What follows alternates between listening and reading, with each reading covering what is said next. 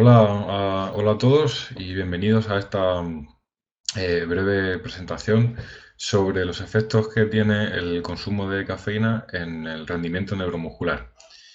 Eh, Bien, a modo de introducción, recordar que la cafeína es un elemento que se conoce desde 1819, fue descubierto por Frederick Runge, fue descubierto en el café, se fue sintetizado a partir del café, de ahí su nombre DINA.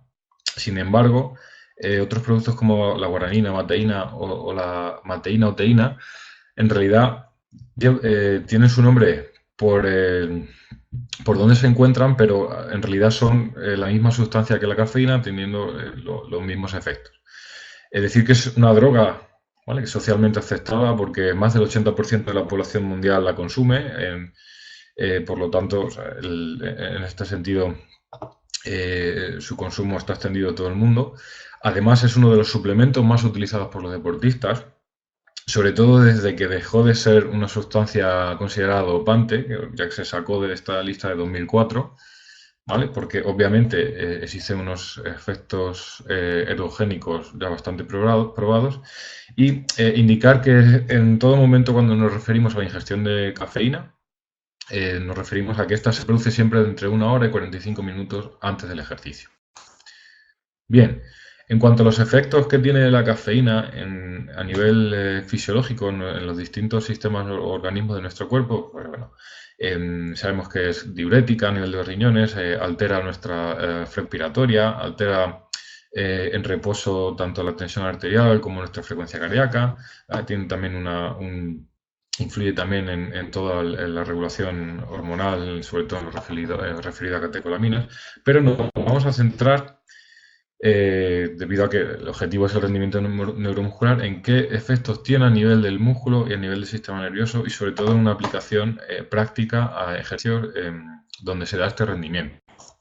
Vamos a distinguir dos grandes grupos o dos tipos de esfuerzos donde se da el rendimiento neuromuscular. Por un lado, vamos a hablar primero de esfuerzos, ejercicios neuromusculares, esfuerzos de alta intensidad que se dan en ejercicios que ya tienen un alto componente aeróbico, por ejemplo, como puede ser un sprint, ¿vale?, un ejercicio de alta intensidad, de rendimiento neuromuscular dentro de una carrera de ciclista, o distintas acciones de alta intensidad que se dan en deportes de equipo o en tenis. Bien, en este primer estudio, estos datos que vemos aquí fue una investigación realizada en 7 ciclistas, los que consumieron 6 miligramos por kilogramo de cafeína, una dosis bastante alta. Realizaron 6, como podemos ver aquí, 3 pruebas en las cuales no consumieron fluido, consumieron agua y consumieron bebida con carbohidratos, y en estas exactamente lo mismo, pero en todas ellas cafeína. Y como podemos ver, todos estos indicadores en negro, en todas las pruebas en las que se consumió cafeína, independientemente de que solo consumieran cafeína o junto con agua o una bebida carbonatada, el rendimiento en los sprints que se dieron cada 30 minutos durante 2 horas, ¿vale?, de pedaleo, fue mayor.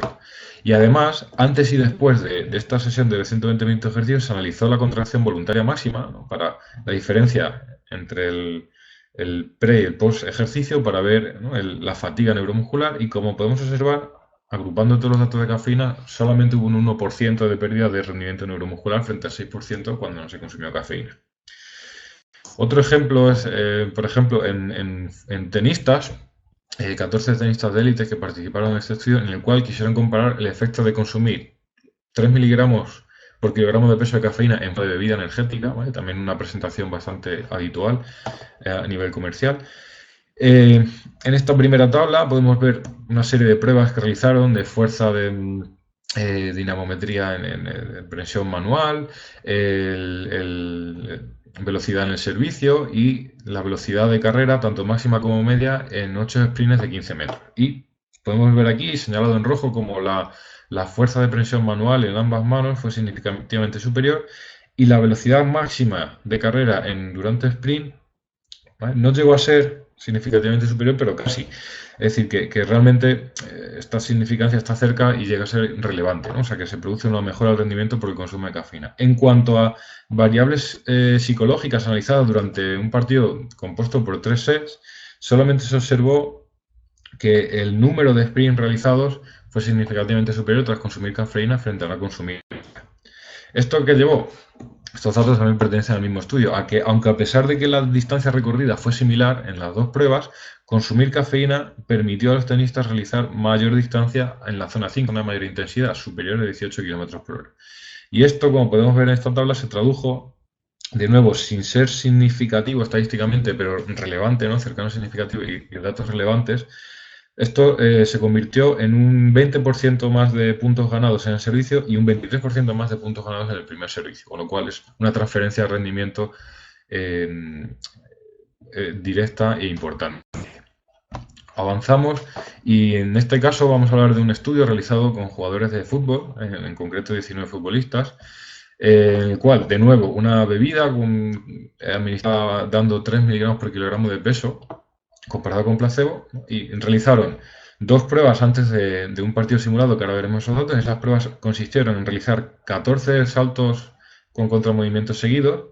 ¿Vale? Tenemos aquí cada uno de esos saltos, el promedio de todos los jugadores y el promedio de todos ellos. Y como podemos ver, mayor rendimiento neuromuscular en estos saltos tras consumir cafeína. Y en este caso es un RSA, un sprint repetido, 7 de ellos, y podemos ver que aunque, igual que en los saltos, aunque no en todos ellos se alcanza esa diferencia significativa, sí que en todos ellos hay un mayor rendimiento tras el consumo de cafeína, ¿no? Y aquí en el promedio lo podemos observar. En cuanto a los datos de distancias recorridas en las distintas zonas de intensidad durante el partido de fútbol, vemos que tanto, ¿no? si sumamos visualmente las barritas blancas frente a las negras, tanto la distancia total recorrida como la distancia recorrida a las mayores intensidades, estas de aquí, es claramente superior el rendimiento en cuanto al consumo de cafeína se refiere. Este mismo grupo replicó este estudio con la misma cantidad de cafeína en un equipo de mujeres, de futbolistas mujeres, y los datos, como podemos ver aquí, fueron prácticamente similares. Por último, en cuanto a la dosis-respuesta en este tipo de rendimiento neuromuscular, tenemos aquí un estudio muy similar al primer estudio que hemos visto, 12 ciclistas entrenados. En este caso, en vez de 2 horas de ejercicio de pedaleo, realizaron únicamente 60 minutos, haciendo sprints cada 15 minutos, a los 15, 30, 45 y 60 minutos. Y como podemos observar, las dosis que administraron fueron 1, 3, 6 y 9 miligramos por kilogramo de peso, ¿no? Y además el placebo. Y aquí podemos ver cómo 3, 6 y 9 miligramos por kilogramo de peso obtuvieron mucho más rendimiento en esos sprints que tras consumir placebo o únicamente 1 miligramo por kilogramo de peso. Además, con la dosis de 9 miligramos por kilogramo se mantuvo un poquito más, ¿no? Ese rendimiento, ¿no? Se redujo esa pérdida de rendimiento a medida que fue avanzando el ejercicio. Y en esta gráfica a la derecha lo que podemos ver es la respuesta individual de cada uno de los participantes, seleccionando el mejor sprint de cada una de las pruebas. Y aun seleccionando el mejor sprint de cada una de las pruebas, como podemos observar, ¿no? Si hacemos una visión grupal o sobre todo si nos fijamos en la media, cómo el consumo de cafeína tiene un efecto dosis-respuesta en este tipo de rendimiento muscular. Bien, decía antes que íbamos a ver dos grandes grupos. El otro está centrado en el rendimiento neuromuscular, más enfocado a un trabajo de fuerza más analítico, ¿no? Un trabajo, por ejemplo, con pesas en el gimnasio. En este sentido, los datos de esta publicación, realizada en 12 sujetos entrenados que consumieron 0, 1 y 3 miligramos por kilogramo de peso de cafeína, realizaron, por un lado, en este de aquí, lo que vemos es el tiempo hasta alcanzar la potencia máxima, o sea, los milisegundos hasta que se alcanza la potencia máxima en una media sentadilla y en press de banca. Y podemos observar cómo, a partir del 70-60% de RM en la media sentadilla, al ser mayor masa muscular implicada, pues los resultados siempre son un poquito más significativos. Podemos ver cómo hay diferencias, se alcanza más el punto de máxima potencia en esas cargas intermedias. Por supuesto, se reduce, a pesar de que visualmente se tarda mucho menos en alcanzar esa máxima fuerza consumiendo cafeína, se pierde esa significancia en cargas más altas. Y en la gráfica de la derecha lo que vemos es la fuerza desarrollada, los newtons desarrollados a distintas velocidades, ¿no? Y de hecho podemos observar, coincidiendo con los datos de la gráfica de la izquierda, en las velocidades en torno a 0,5 y entre 1,5 metros por segundo hay una mayor fuerza desarrollada con el consumo de cafeína. Eso en cuanto a dosis de 0 1 y 3 miligramos por cafeína de peso. Pero aquí tenemos esta otra investigación donde también buscaron o investigaron el efecto dosis-respuesta, en este caso con 3, 6 y 9 miligramos por kilogramo de peso. En este caso lo que analizan en esta investigación fue la velocidad propulsiva alcanzada, ¿vale? La velocidad propulsiva media alcanzada en press de banca y en squat a las cargas de 25, 50, 75 y 90% de RM. Y de nuevo comprobamos un efecto dosis-respuesta, ¿vale? Bastante interesante. Para empezar, dosis medias y altas tienen efectos sobre no consumir cafeína y a cargas altas, ¿vale? A cargas más altas, es necesaria una mayor dosis de cafeína para poder ver ese rendimiento.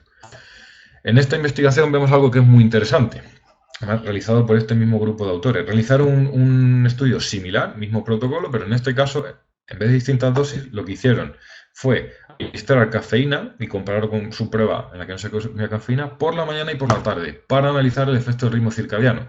El efecto de ritmo circadiano marca las diferencias biológicas del reloj biológico que marca las diferencias de rendimiento entre el día y de la noche, de la tarde y noche, ¿no? Y se sabe que por la tarde hay mayor activación, con lo cual hay mayor rendimiento. Bien, primero si nos fijamos en las barras en blanco, ¿vale? Y en las barras en negro, que son las dos pruebas sin cafeína, vemos como por la tarde, ¿vale? Sobre todo alcanzó significancia en el squat, sí, en el precio de banca no, pero visualmente vemos que esa diferencia se confirma en todas.